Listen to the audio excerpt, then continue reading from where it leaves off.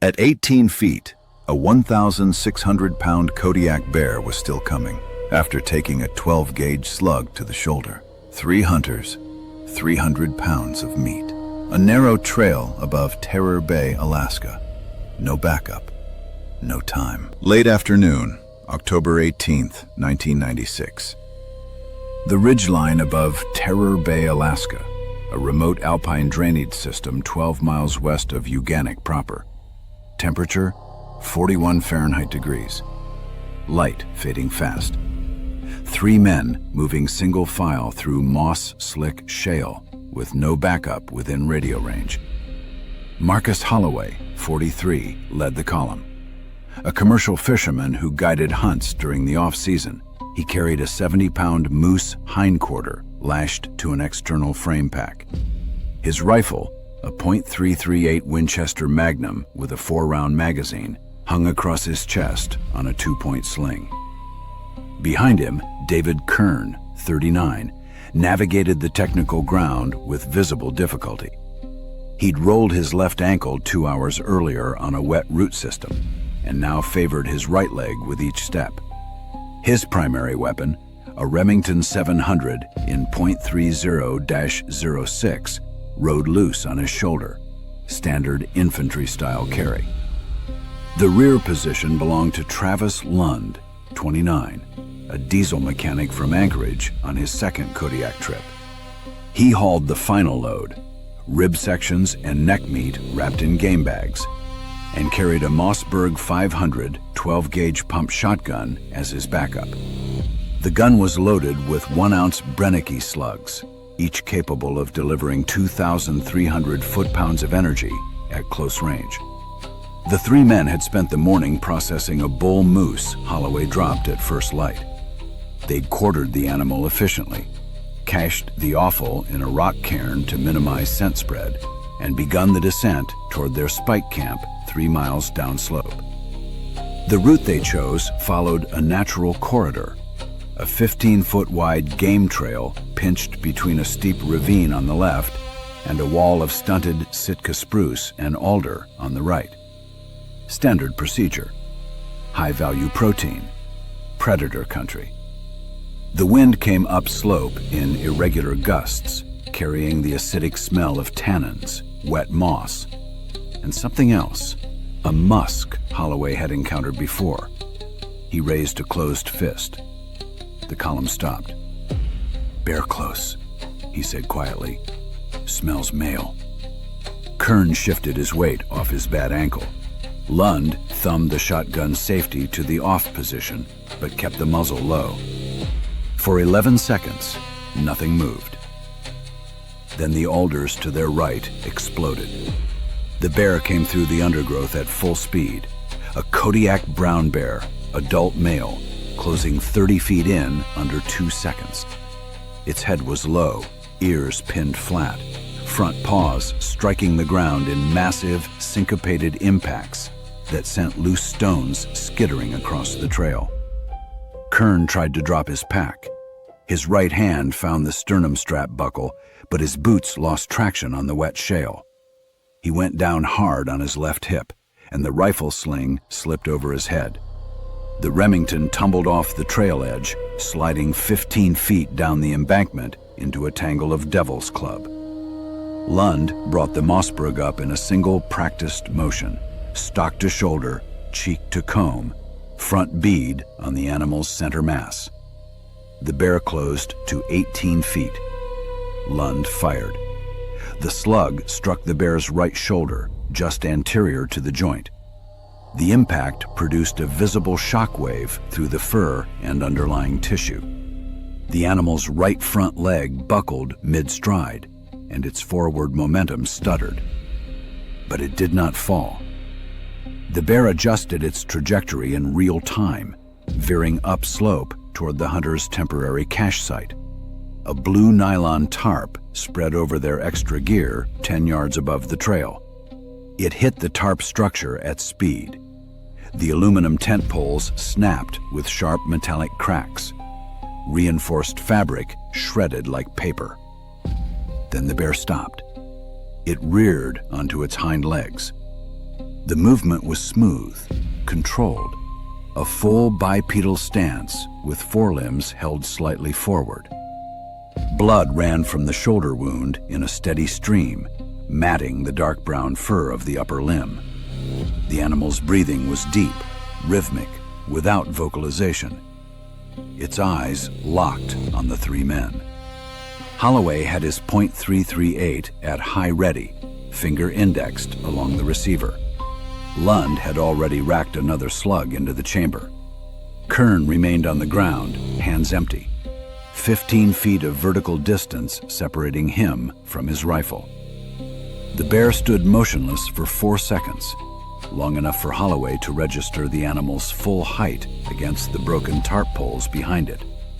Long enough for Lund to acquire a clear sight picture on the chest cavity. Long enough for Kern to calculate whether he could reach the ravine edge before the animal closed the distance. Then the bear dropped back to all fours. It did not charge. It stepped backward, slowly, maintaining frontal orientation. Its head swung once between Holloway and Lund, then settled on the middle ground. It backed into the spruce line, shoulder first, and disappeared into the timber. The hunters held position for 2 full minutes. No one spoke. Weapons stayed up. Kern climbed back onto the trail, leaving the Remington where it lay. Only after Holloway confirmed the wind direction had shifted did they begin moving down slope. Faster now, without the meat. Medical findings and aftermath. No member of the party sustained injuries from the bear. David Kern suffered minor abrasions to both palms and his right forearm during his fall onto the shale. Superficial lacerations treated with antiseptic wipes from the group's first aid kit. All 3 men exhibited acute stress responses consistent with a close-range predator encounter. Fine motor tremors in the hands, elevated heart rate, and rapid shallow breathing. These symptoms resolved within 40 minutes of reaching their secondary camp at lower elevation. The men reported the incident to Alaska Department of Fish and Game via a rented Iridium satellite phone that evening. A wildlife enforcement team arrived by float plane the following morning. Rangers documented the scene, photographing the destroyed tarp, measuring the paw impressions in the moss, and following the blood trail for approximately 2 miles before losing it on a field of hard-packed scree. Front pad width measured 17.8 inches. Based on track depth, stride length, and visual reference points on the damaged equipment, wildlife officials estimated the bear's mass between 1,600 and 1,700 pounds, among the largest ever recorded in the euganic drainage system. The animal was not relocated and is presumed to have survived the shoulder wound. None of the hunters required long-term medical care. Holloway and Lund returned to Kodiak for hunts the following season. Kern did not. Incident analysis. Scent identification. Holloway's recognition of predator musk provided a brief window for weapon readiness before visual contact, critical in compressed terrain. Terrain selection error. The narrow trail configuration eliminated lateral escape routes and forced a frontal engagement in conditions favoring the bear's speed and mass advantage. Sling failure under stress. Kern's rifle was carried on a standard shoulder sling, which released during his fall.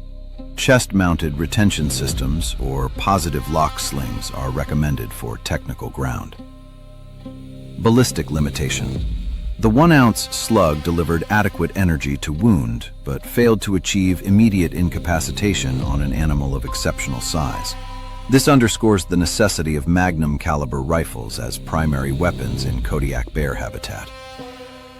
Redirected aggression.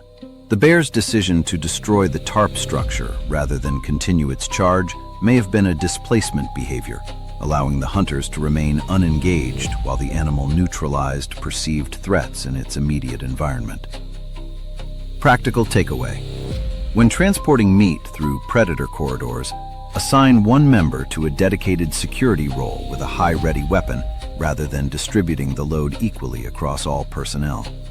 Situational awareness cannot function when all hands are occupied with pack straps and balance.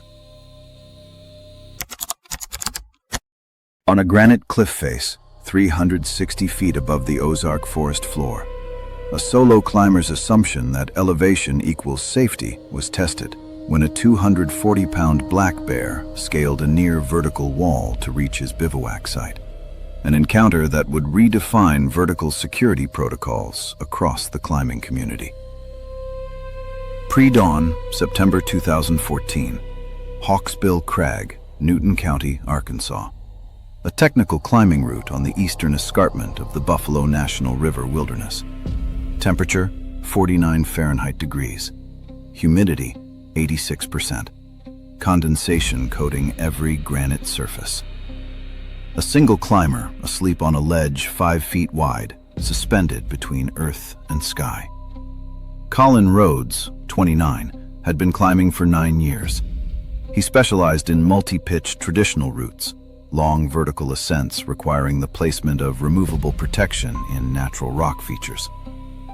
The Hawksbill route was graded 5.10C, a moderately difficult climb that required strong finger strength and precise footwork on small granite crystals. Rhodes had started the climb at noon the previous day, moving slowly up the 480-foot wall with a full rack of cams, hexes, and quick draws clipped to his harness. By late afternoon, he'd reached a natural ledge at the 360-foot mark, a horizontal shelf just wide enough to accommodate his bivy sack and a small staging area for gear. Standard overnight protocol on a big wall involved hanging food in a stuff sack suspended below the ledge on a separate rope, keeping all scent away from the sleeping platform. Rhodes had hung most of his provisions, freeze-dried meals, a fuel canister, a water filter, but left his summit pack on the ledge beside him. Inside the pack, 3 energy bars, a bag of trail mix, and a half-eaten protein bar wrapped in foil. He'd reasoned that the elevation provided natural security. Ground predators couldn't reach him. The nearest traversable route to the ledge required technical climbing skills beyond what he believed any animal possessed. He was wrong. The thermal shift occurred around 4:20 a.m. Warm air rising from the valley floor carried scent molecules upward along the cliff face, concentrating them in pockets where the rock formations created eddies and upwellings. The scent plume reached a male black bear foraging in the talus field below. Black bears in the Ozarks average 180 to 250 pounds. This one weighed approximately 240.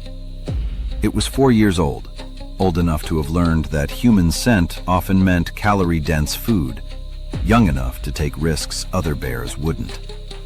The bear began climbing. It used a series of lateral fractures and horizontal seams invisible from the ground, features climbers would rate as Class 4 scrambling, requiring 4-limb contact, but not ropes or protection.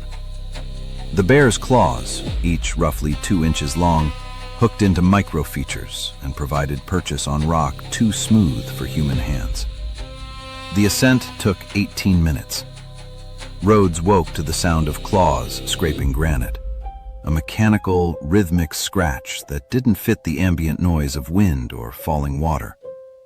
He fumbled for his headlamp, clipped to the bivy sack's interior loop, and thumbed the switch. The beam illuminated the bear's head cresting the ledge 6 feet away. The bear moved fast. It crossed the ledge in 2 strides, front paws hitting the rock with audible impacts, rear legs propelling it forward. Rhodes was still half-zipped into his bivy sack, his legs constrained by the fabric, his upper body exposed. The bear's right paw swung laterally. The claws caught Rhodes's left forearm as he raised it defensively. The fabric of his shell jacket split. The claws penetrated skin and subcutaneous fat, carving 3 parallel lacerations, the deepest reaching just over an inch. Blood welled immediately, dark and fast-moving in the headlamp beam. The bear lunged. Its jaws closed on Rhodes's left shoulder, upper trapezius and deltoid muscle, with enough force to compress the tissue against bone. The canine teeth, each roughly 1.25 inches long, punched through the jacket and sank 2 inches deep. Rhodes felt the pressure before the pain, a crushing mechanical sensation like a vice tightening. His left arm lost strength. His fingers opened involuntarily, dropping the headlamp. The light rolled across the ledge, casting wild shadows. His right hand found a piece of loose granite near the anchor bolts, a fist-sized chunk of scree left over from drilling. He swung it upward, striking the bear's nose. The first blow landed on the nasal planum, the wet, sensitive tissue at the tip of the snout. The bear huffed and let go of Rhodes's shoulder. Rhodes struck again, and again. The third blow produced a sharp crack, cartilage compressing under the impact. Blood and mucus sprayed from the bear's nostrils. The bear vocalized, a low, guttural sound, and stepped backward. Its rear paws reached the edge of the platform. The ledge was 5 feet wide. The bear was 6 feet long, nose to tail. It had no room to turn around. The bear lost its footing. It slid backward off the ledge, claws scraping for purchase, and tumbled down a 60-degree slab below the bivouac site. The animal descended roughly 60 feet in a chaotic, scrambling slide before regaining traction on a lower ledge system. It continued downward, disappearing into the forest canopy. Rhodes remained seated on the ledge, his left arm useless, his right hand still gripping the bloody piece of granite. His breathing was shallow and rapid, his vision tunneled to the small circle illuminated by the headlamp. He forced himself to move. He retrieved his climbing rope, a 10.5-millimeter dynamic line, 65 feet long, already rigged through a gree-gree descender attached to the anchor bolts. Using his teeth and his functional right hand, he wrapped a section of webbing around his upper arm, cinching it tight to compress the shoulder wound and slow the bleeding. The descent required threading his legs through his harness one-handed, clipping the belay loop to the gree-gree, and trusting that the device's cam mechanism would lock if he lost consciousness during the rappel.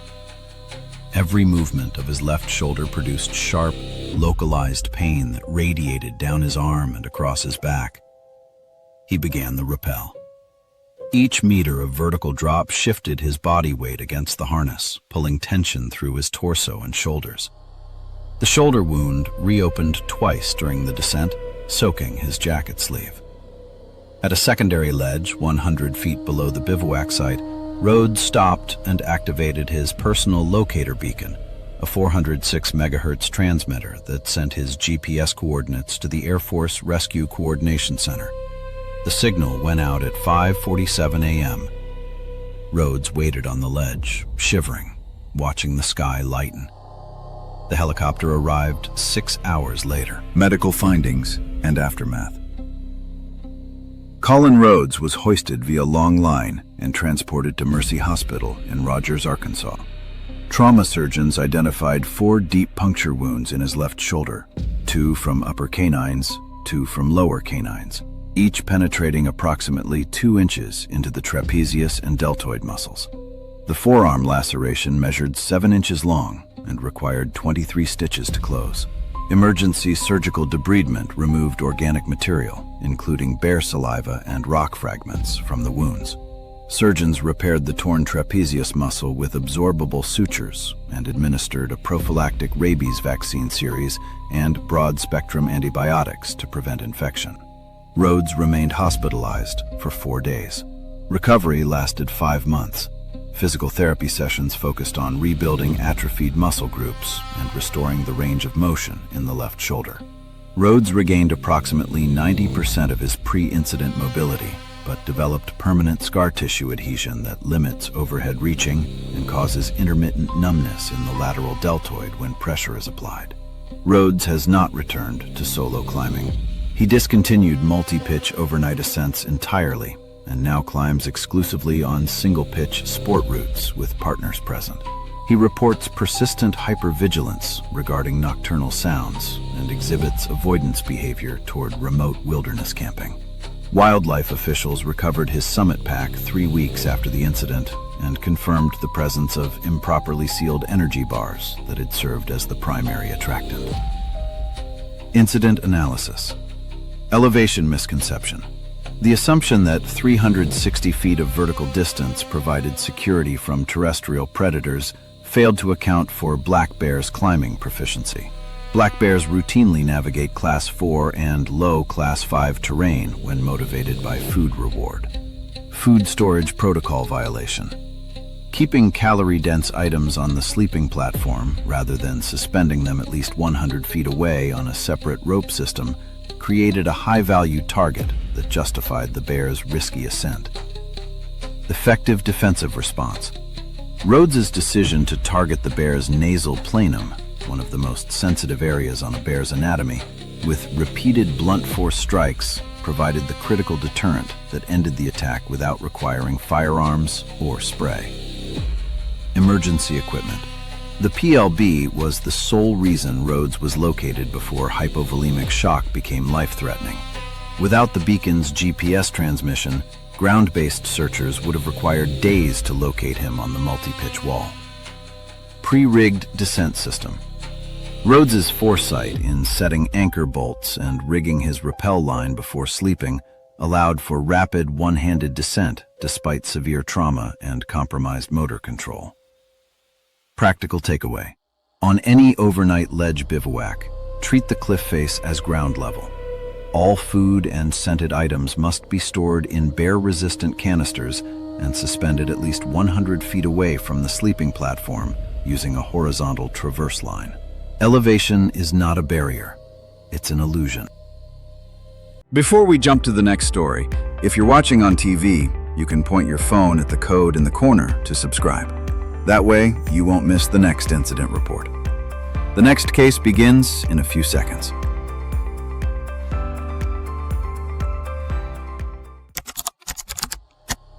In March 2011, an unseasonable heat spike on Alaska's Kenai Peninsula forced a grizzly sow from her flooded den 3 weeks early, placing wildlife officer Eva Larson directly in the path of a 450-pound animal defending newborn cubs on terrain that had turned her snowmobile into a liability. Mid-morning, March 22, 2011, the southeastern drainage basin of the Chugach National Forest, 17 miles west of Seward, Alaska. Temperature, 53 Fahrenheit degrees, 16 degrees above the seasonal average. The snow surface had transitioned from firm pack to saturated slush. Visibility through the willow thickets, less than 20 feet. Eva Larson, 36, had been with Alaska Department of Fish and Game for 11 years. She ran solo patrols on a Polaris 600 cubic centimeters long-track snowmobile, checking denning sites and trail conditions before the spring hunting season opened. The machine weighed just over 500 pounds, fully fueled, with aggressive paddle tracks designed for deep powder and ice. That morning's patrol route covered a 12-mile loop through secondary creek drainages, where grizzlies typically denned until mid-April. Larson carried standard field equipment, a Remington 870 shotgun in a scabbard mounted to the handlebars, a handheld GPS unit, a VHF radio with limited range in the terrain, and a satellite phone for emergencies. The rapid thaw had created conditions Larson recognized as problematic. The snowmobile's tracks were sinking 6 to 8 inches into the slush with each revolution, cutting her speed to 15 miles per hour on flat ground and forcing constant throttle adjustments to maintain forward momentum. The subnivean layer, the insulating airspace between snow and ground, had collapsed entirely, leaving exposed mud patches and submerged rocks that could catch a ski or bend a suspension arm. She throttled down to navigate a section where meltwater had pooled across the trail. The engine noise dropped to a low idle. Willow branches, heavy with wet snow, pressed in from both sides. Larson didn't see the bear until it was already moving. The grizzly came through the willows at a full charge from 15 feet out. A female, dark brown, approximately 450 pounds, with 2 spring cubs scrambling behind her. The saturated ground muffled the bear's approach. No branch snap, no warning huff. The sow hit the snowmobile's left side at an estimated 25 miles per hour. 450 pounds of muscle and bone striking 500 pounds of steel and plastic. The machine slid sideways across the slush, skis losing purchase, rear track spinning uselessly in the air. The left ski caught on a submerged rock. The snowmobile rolled. Larson was thrown clear.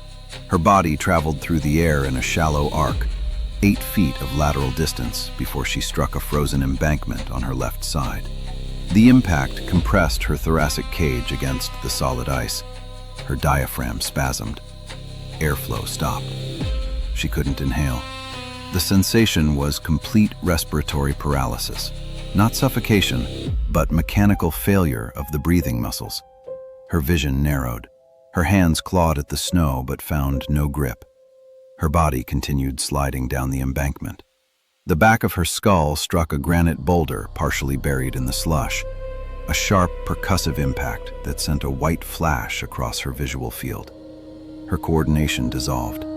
She couldn't track which direction was upslope. The bear stood upright 10 feet away. It vocalized, low, rhythmic huffs that vibrated through the ground. The 2 cubs had already retreated into the spruce line behind the den site. The sow's head swung left, then right, tracking Larson's position and the overturned snowmobile. Larson's diaphragm released. Air flooded back into her lungs in a series of shallow, painful gasps. Her left side felt wrong. Each breath produced a sharp, localized pain between the ribs. The bear dropped to all fours, turned, and moved back into the timber. It did not circle. It did not return. Larson remained prone in the slush, hands pressed against her ribs, breathing in controlled increments to minimize the pain. After 2 minutes, she attempted to sit upright. The movement sent a shock wave through her torso. She settled back down. The snowmobile lay on its side 15 feet away, the frame visibly bent, the drive belt snapped and hanging loose from the exposed clutch assembly. Fuel was leaking from the cracked tank, spreading a dark rainbow sheen across the meltwater. The machine was dead. Larson checked her radio. The casing had cracked during the roll, and the power button produced no response. The satellite phone was still clipped to her belt, intact, but she was 1.8 miles from the nearest trailhead access point, outside the pickup zone for helicopter extraction in these conditions. She began moving. The terrain made walking impossible. Each attempt to stand upright drove the fractured ribs against the intercostal muscles, producing pain severe enough to cause tunnel vision and nausea. The slush was knee-deep in most sections, offering no stable footing. Larson transitioned to a crawl. She moved on her stomach and forearms, using exposed willow roots and dwarf birch stems for handholds. Her left side dragged through the meltwater, soaking her thermal layers. Every 10 feet, she paused to control her breathing and assess her visual clarity, checking for signs that the concussion was worsening. The crawl took 4 hours and 12 minutes. By the time she reached the trailhead station, a plywood warming hut with an emergency radio, her core temperature had dropped to 94 Fahrenheit degrees. Her hands were numb. Her speech was slurred. The resident trail volunteer activated the emergency beacon and wrapped her in a sleeping bag while waiting for the EMT response from Seward. The ambulance arrived 38 minutes later. Medical findings and aftermath. Emergency medical personnel diagnosed Eva Larson with 3 fractured ribs on the left side, a minor pulmonary contusion, and a grade 1 concussion with no intracranial bleeding. She was treated for moderate hypothermia with warm intravenous fluids and external heat packs. The rib fractures were managed conservatively, no surgical intervention required, with prescription analgesics and instructions to limit physical exertion for 6 weeks. Recovery extended 7 weeks. For the first 3 weeks, Larson could not lift more than 10 pounds without sharp pain. Deep inhalation triggered stabbing sensations along the fracture sites. The concussion produced intermittent vestibular migraines and light sensitivity that persisted for 6 weeks before resolving completely. Wildlife officials returned to the site the following day and documented the den location, a shallow excavation beneath a collapsed spruce root system that had flooded during the rapid thaw, forcing the sow and cubs into premature emergence. Paw impressions confirmed the presence of 2 cubs, each estimated at 12 to 15 pounds. Larson returned to active duty after 7 weeks, but requested reassignment from solo backcountry patrols to a training and coordination role. She did not return to fieldwork during early thaw periods and successfully advocated for mandatory satellite emergency beacons for all solo patrol officers. She continues to work for Alaska Department of Fish and Game in a supervisory capacity. Incident analysis. Climate-driven behavioral shift. The unseasonable thaw displaced the grizzly sow from her flooded den 3 weeks ahead of the normal emergence window, placing a highly defensive maternal bear in an active patrol corridor during a period when officers expected denning behavior. Terrain as liability. The snowmobile's performance advantage on firm snow became a critical disadvantage in saturated slush, eliminating Larson's ability to accelerate away from the charge or maintain lateral maneuverability. Defensive behavior recognition. The bear's attack targeted the snowmobile, not Larson directly. Once the perceived threat was neutralized and the cubs were clear, the sow withdrew without initiating a predatory follow-up, consistent with defensive maternal behavior. Self-extraction protocol. Larson's decision to crawl rather than force herself upright prevented additional trauma to the fractured ribs and reduced the risk of rib displacement puncturing the lung tissue, a decision that likely prevented the injury from escalating to a pneumothorax in remote conditions. Communication gap. Standard VHF radios have limited range in timbered terrain. The satellite phone provided the critical backup, but the 1.8-mile crawl highlighted the need for wearable emergency beacons that transmit GPS coordinates automatically upon impact. Practical takeaway. In early spring conditions, compromised snow creates a mobility trap. If your vehicle cannot maintain at least 15 miles per hour, you lack the speed necessary to outrun a close-range charge. Reduce patrol distance, travel in pairs, or delay operations until terrain stability improves. At a remote airstrip in Russia's Magadan Oblast, the combination of dense fog and improperly stored waste created conditions for a predatory encounter that aviation safety protocols never anticipated. An attack that would claim the life of a 43-year-old aircraft mechanic and force a reassessment of perimeter security at wilderness outposts across Siberia. Pre-dawn, late October 2008. The Omsukchan Auxiliary Airstrip, 380 miles northeast of Magadan, Russia, a gravel runway serving mining operations and emergency medical flights in the Kolyma mountain range. Temperature, 22 Fahrenheit degrees. Visibility, less than 15 feet. A thermal inversion had locked a layer of advection fog across the entire valley floor, reducing the world to gray shapes and muffled sound. Yuri Pavlenko, 44, had worked as an aircraft mechanic for 17 years. His specialty was cold weather fuel systems, the pressurized kerosene lines and bladder tanks that kept bush planes operational in subarctic conditions. The fuel farm sat 40 yards from the main runway, a cluster of steel sheds and cylindrical tanks surrounded by a chain-link fence. That morning's task was routine.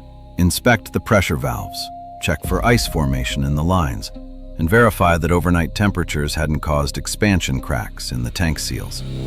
Pavlenko carried a clipboard, a flashlight, and a hand radio clipped to his parka. With him was Viktor Sokolov, 22, a junior technician completing his first season at the outpost. The site bordered a dense larch forest, a continuous stand of Siberian taiga that stretched unbroken for hundreds of miles. Standard protocol required technicians to work in pairs during low visibility conditions, but the perimeter was considered secure. The airstrip had been operational for 11 years. No bear encounters had been recorded in the maintenance zone. What Pavlenko didn't know? A 700-pound male Siberian brown bear had been visiting the site for 3 weeks. An unsecured waste pit behind the maintenance hangar, filled with food scraps, packaging materials, and cooking oil, had established a pattern. The bear had learned that the airstrip meant calories. It had lost its natural avoidance of industrial noise and human scent. The fog provided perfect cover. Pavlenko and Victor reached the fuel shed at 6:42 a.m. Pavlenko crouched beside the nearest tank, inspecting the valve assembly with his flashlight. Victor stood 8 feet behind him, holding the clipboard, watching the fog shift in slow gray currents. The bear emerged from the fog at 23 feet. Victor saw movement, a dark shape resolving into solidity, low to the ground, moving fast. His throat locked. He couldn't produce sound. The bear closed the distance in under 2 seconds.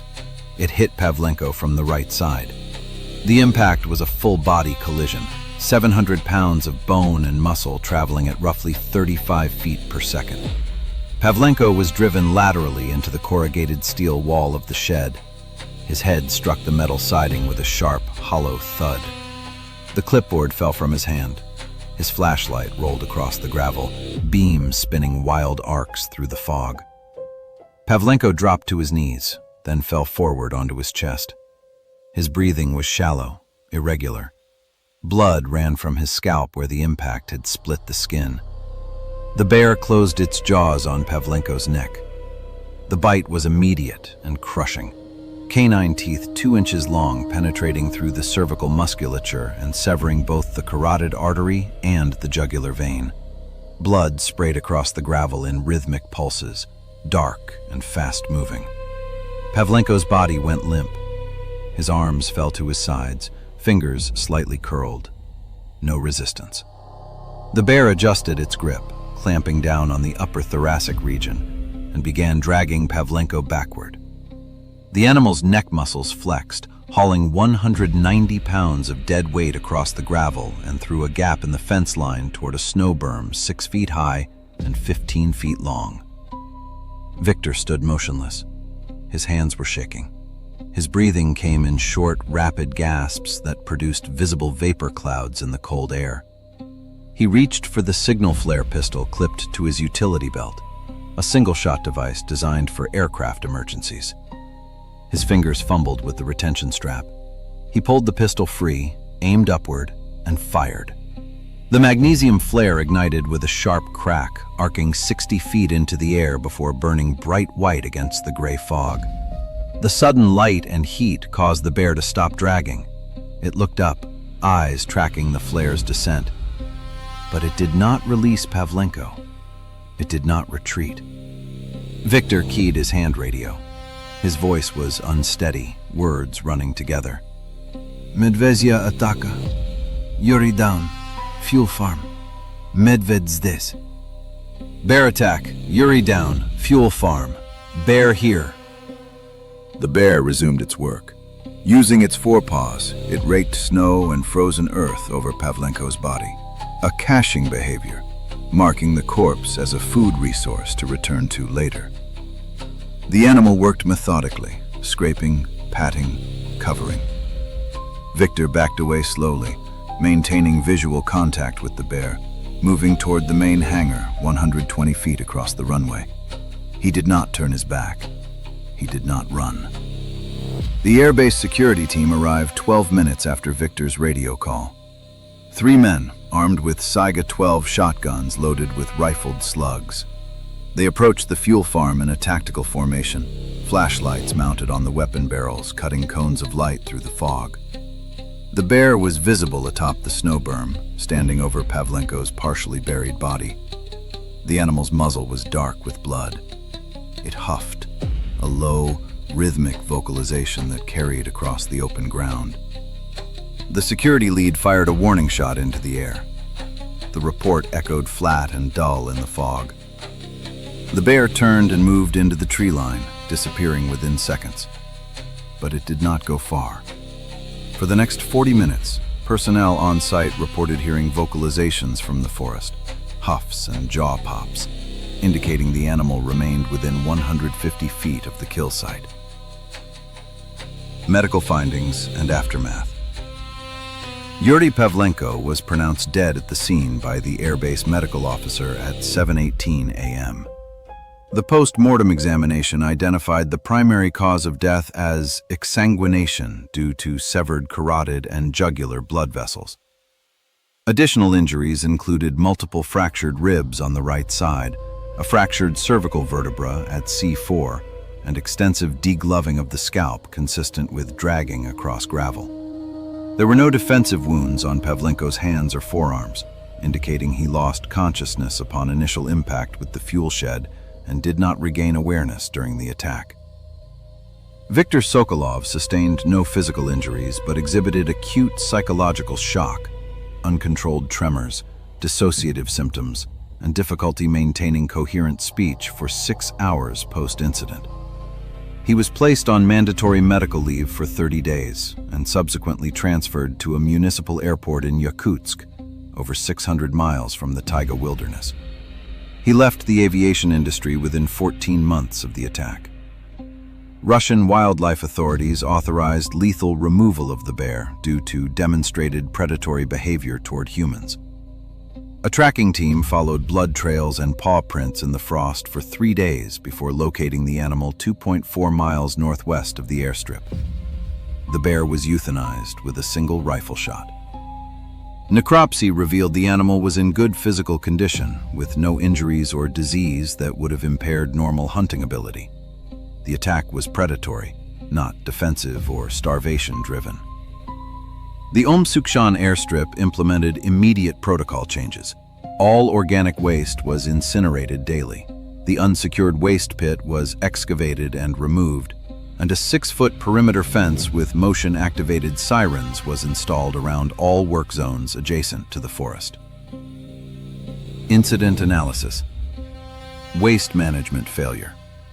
The unsecured food waste pit established a reward history that habituated the bear to the airstrip, overriding its natural avoidance of human activity and industrial noise. This created a predator with learned behavior that humans equaled accessible calories. Atmospheric conditions as tactical advantage. The dense advection fog reduced human visual range to under 15 feet, while the bear's superior olfactory navigation remained unaffected. This eliminated the early warning system humans rely on in open terrain and allowed the bear to enter striking range undetected. Response equipment limitation. The flare pistol provided visual and thermal distraction, but lacked the auditory shockwave or physical deterrent necessary to interrupt a predatory attack already in progress. Non-lethal deterrents are ineffective once a predator has secured a kill. Biological timing. Despite the late October date, the bear had not entered winter torpor, likely due to supplemental calories from the waste pit maintaining its active metabolism beyond the normal denning window. This extended the risk period into a season when personnel assumed bear activity had ceased. Silent predation. The attack exhibited 0 vocalizations from the bear before contact, consistent with predatory rather than defensive behavior. Defensive bears typically vocalize warnings. Predatory bears approach in silence. Practical takeaway.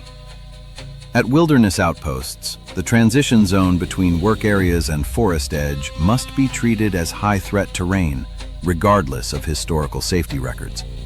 Permanent bear-proof waste containment and mandatory 2-person teams with lethal deterrents are the only effective countermeasures against habituation-driven predation.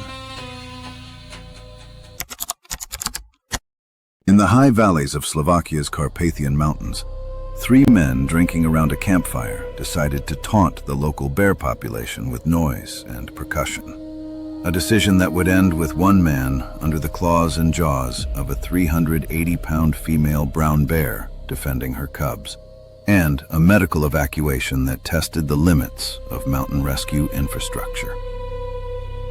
Late evening, August 2017, the Upper Haron Valley, Low Tatras National Park, central Slovakia. A remote drainage system at 4,200 feet elevation, 15 miles from the nearest paved road. Temperature, 57 Fahrenheit degrees. No moon. The only light came from a campfire burning in a clearing surrounded by dense Norway spruce and silver fir. 3 men, multiple bottles of Slivovitz plum brandy, and the worst decision they would ever make.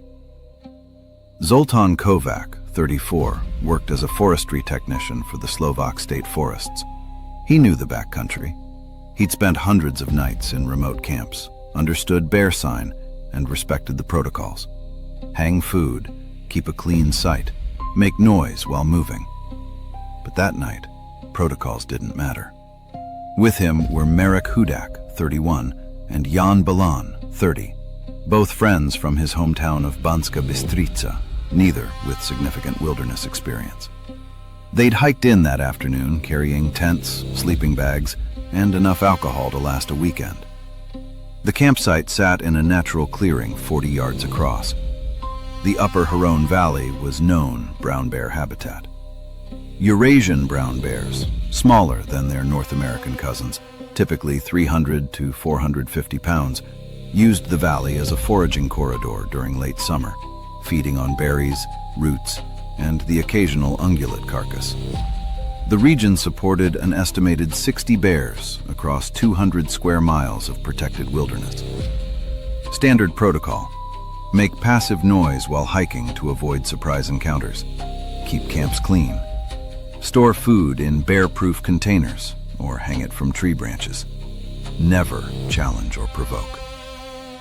By 9:30 p.m., Zoltan and his companions had consumed most of a liter of Slivovitz. Someone suggested they call the bears, a folk tradition, half joke, half bravado. Marek started banging 2 aluminum cookpots together. Jan joined in, adding vocal shouts that echoed off the valley walls. Zoltan, impaired judgment overriding his professional knowledge, participated.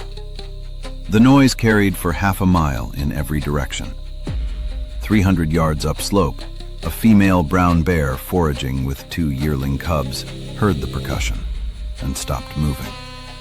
The cubs, each roughly 100 pounds, stayed close to her flanks. She assessed the sound.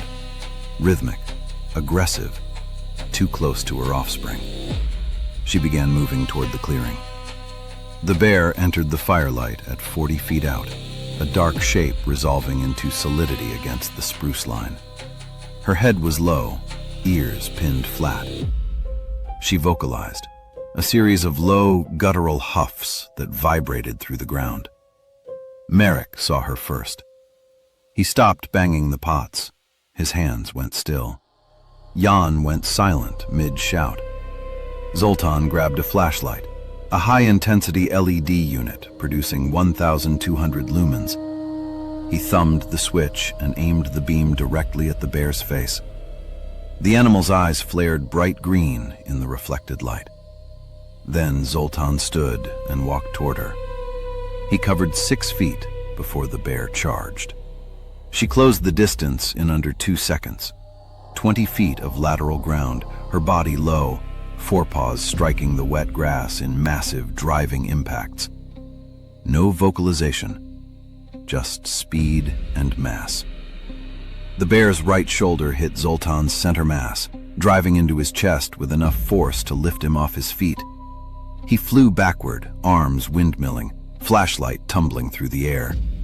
His back struck the saturated ground with a wet, heavy thud that expelled the air from his lungs.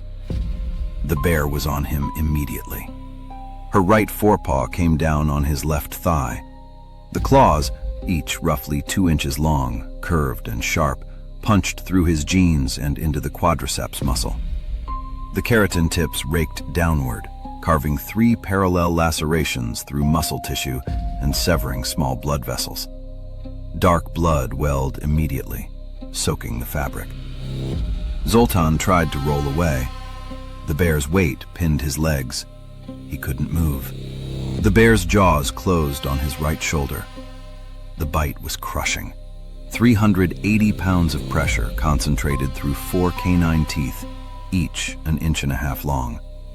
The teeth penetrated the deltoid muscle and scraped against the acromion process of the scapula, the bony prominence at the top of the shoulder blade. Zoltan's right arm went numb. His fingers opened involuntarily, losing all grip strength. He couldn't scream. He couldn't breathe. His vision narrowed to a small tunnel of firelight and bear fur. Marek dropped the cookpots and ran to his backpack. His hands fumbled with the zipper. He pulled out a road flare, a cylindrical pyrotechnic device used for vehicle emergencies. He struck the cap against the igniter. The flare ignited with a sharp hiss. Merrick held the flare at arm's length and advanced toward the bear, shouting. The bear released Zoltan's shoulder. She lifted her head, eyes tracking the bright red light. The chemical hiss registered as an unfamiliar threat. She stepped backward off Zoltan's legs, turned 180 degrees, and moved into the spruce timber at speed. The yearling cubs followed. Within 5 seconds, the animals had disappeared completely. Zoltan remained on the ground, chest heaving, blood spreading across the wet grass beneath his thigh. His right arm hung limp at his side. His breathing was shallow and rapid, hyperventilation driven by shock and blood loss. Merrick and Jan knelt beside him. Jan pressed his hands against the thigh wound, applying direct pressure.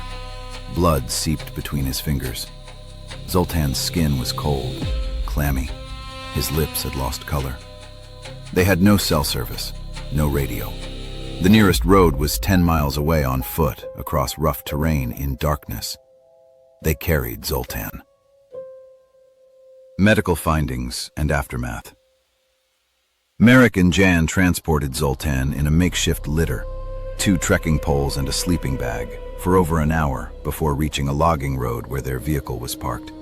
They drove 10 additional miles over unpaved forest tracks before reaching an area with cellular coverage.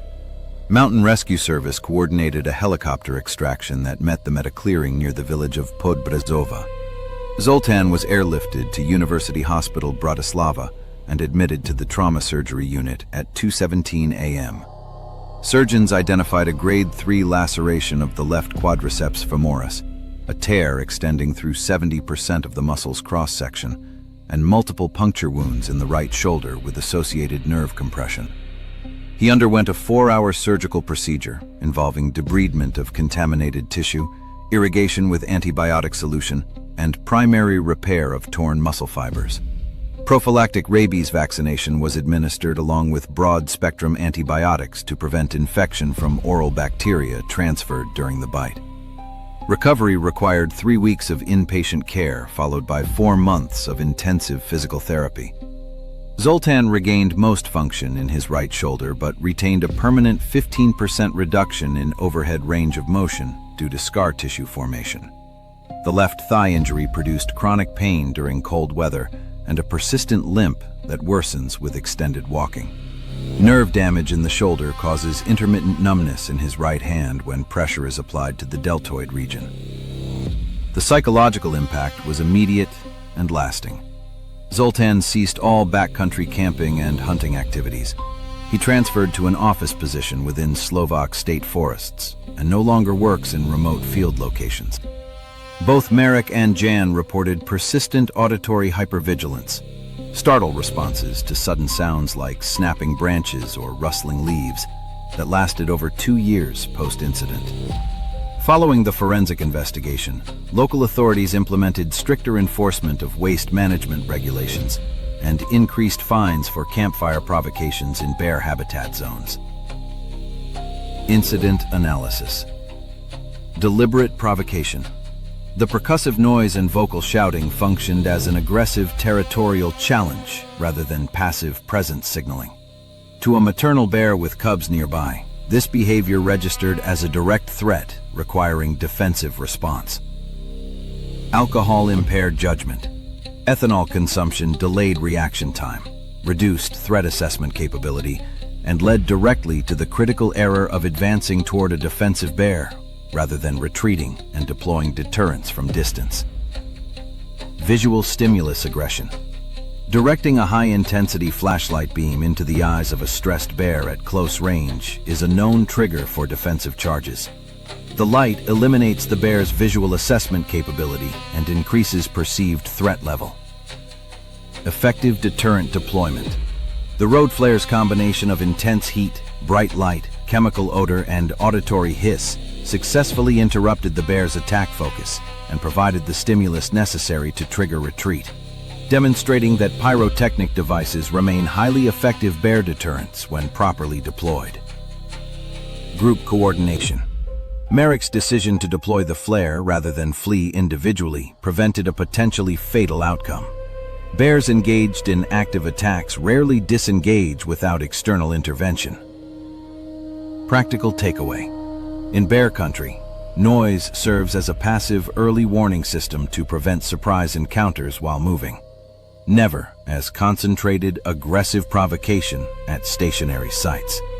Challenging wildlife with percussion or vocal taunts transforms defensive animals into aggressive ones and eliminates your tactical advantage of distance. On the Arctic plateau above Longyearbyen, Svalbard, 2 maintenance workers and a 14-ton snowcat became the focus of a 14-minute predatory assessment by a 900-pound male polar bear, an encounter that would produce rare sensor footage of hunting behavior and demonstrate why steel walls remain the only reliable barrier against the Arctic's apex predator.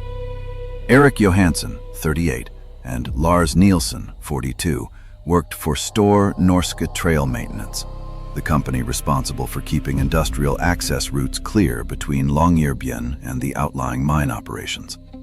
Their vehicle was a PistenBully 600, a German-manufactured snowcat weighing 26,000 pounds. The machine had steel tracks 6 feet long, a pressurized, heated cab with reinforced windows, and a 10-foot-wide hydraulic blade mounted on the front. Standard protocol on Svalbard required maintenance workers to carry rifles during field operations. Polar bears were a documented hazard, especially during late winter when sea ice broke up early and pushed starving animals onto land. But the PistenBully was considered secure. The cab was essentially a fortress. Workers could egress briefly for equipment checks, then retreat to safety if a bear appeared. That afternoon's task involved inspecting navigational pylons, metal poles with reflectors and GPS transponders that guided snowmobiles and tracked vehicles through whiteout conditions. The pylons were spaced every 300 yards along the trail. Each required a visual check and occasional ice removal from the sensor housing. Eric remained in the cab, monitoring the engine, a diesel unit idling at 800 RPM, producing a low, constant rumble that masked ambient sound. Lars stood outside, 30 feet from the passenger door, using a small pry bar to chip ice from a pylon's base. The plateau was open terrain, rolling snowfields broken by scattered rock outcrops. To the north, a ridgeline rose 90 feet above the trail, its slope angled at roughly 30 degrees. A polar bear appeared on the ridgeline. The bear was a large male, estimated at 900 pounds based on later analysis of the thermal footage. Adult male polar bears in Svalbard typically range from 700 to 1,200 pounds, with the largest specimens reaching 1,500. This one was above average, but not exceptional. It stood upright on its hind legs, a posture polar bears use for observation, elevation providing better sight lines across flat terrain. From that position, it watched Lars work. The bear remained standing for 14 minutes. External thermal cameras mounted on the snowcat, part of the safety monitoring system, captured the entire sequence. The bear's respiratory rate was steady. No agitation, no defensive posturing, just observation. Wildlife biologists would later classify this as a wait-and-see predatory tactic. The bear was analyzing the situation, determining whether the humans represented accessible prey. Lars had no idea the bear was there. The diesel engine noise and his focus on the ice removal task prevented him from detecting movement on the ridgeline. Eric, inside the cab, was monitoring gauges and hadn't looked north in several minutes. The bear dropped to all fours and began descending. The slope's angle and the wet, heavy snow created traction problems. Twice during the descent, the bear's hind leg slipped, and it slid several feet before regaining purchase. The movement was visible from 300 yards, a large white shape moving downslope in a controlled slide. Eric saw it first. He keyed the cab's external loudspeaker. "Lars! Bear! Get in!" Lars turned, saw the white silhouette against gray fog, and ran. The bear accelerated into a full gallop, head low, legs driving in powerful syncopated strikes against the snow. Thermal sensors recorded its speed at 22 miles per hour. Lars covered the 30 feet to the passenger door in under 4 seconds. His hands fumbled with the heavy latch, a mechanical lever designed for cold weather operation with thick gloves.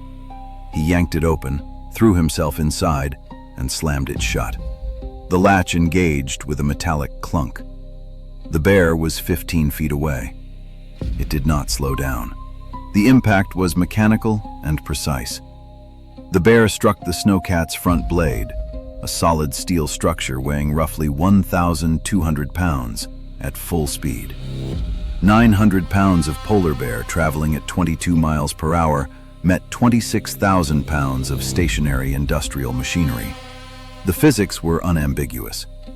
The snowcat rocked. Eric and Lars felt the entire vehicle shift laterally, a measurable oscillation that moved the cab roughly 2 inches to the left before the track's friction against snow brought it back to center. The diesel engine stuttered, then resumed its idle rhythm. The bear absorbed the entire kinetic energy of the stop. Its shoulder and the front of its skull compressed against the steel blade. The animal recoiled backward, stumbling, and shook its head, a reflexive response to concussive force. Eric and Lars watched through the windshield. Neither spoke. The bear was 6 feet away, clearly visible through the glass, close enough to see individual guard hairs and the black skin beneath its white fur. The bear circled the vehicle. It moved slowly, methodically, testing the perimeter. At the left track assembly, it raised a forepaw and struck the steel track links with its claws. The claws left shallow scratches in the paint, but didn't penetrate the metal. The bear moved to the rear, sniffed the exhaust vent, then circled to the right side. It completed 2 full circuits, pausing at the passenger door where Lars had entered. The bear stood upright again, forepaws resting against the door, nose pressed to the window. Its breath fogged the glass. Lars sat motionless 3 feet away, separated by a 1/4 inch of reinforced polycarbonate. The bear dropped back to all fours. It stepped away from the vehicle, turned, and walked back toward the ridgeline. Its gait was steady, unhurried. Within 3 minutes, it had disappeared into the fog bank that hung over the northern slope. Eric and Lars remained in the cab for 20 minutes. Neither moved to restart the trail work. Eventually, Eric radioed base operations and requested a security escort with rifles. They completed the shift under armed supervision and returned to Longyearbyen without further incident. Medical findings and aftermath. Neither Eric Johansson nor Lars Nielsen sustained physical injuries during the encounter. Both were evaluated at Longyearbyen Hospital's emergency clinic for acute stress response.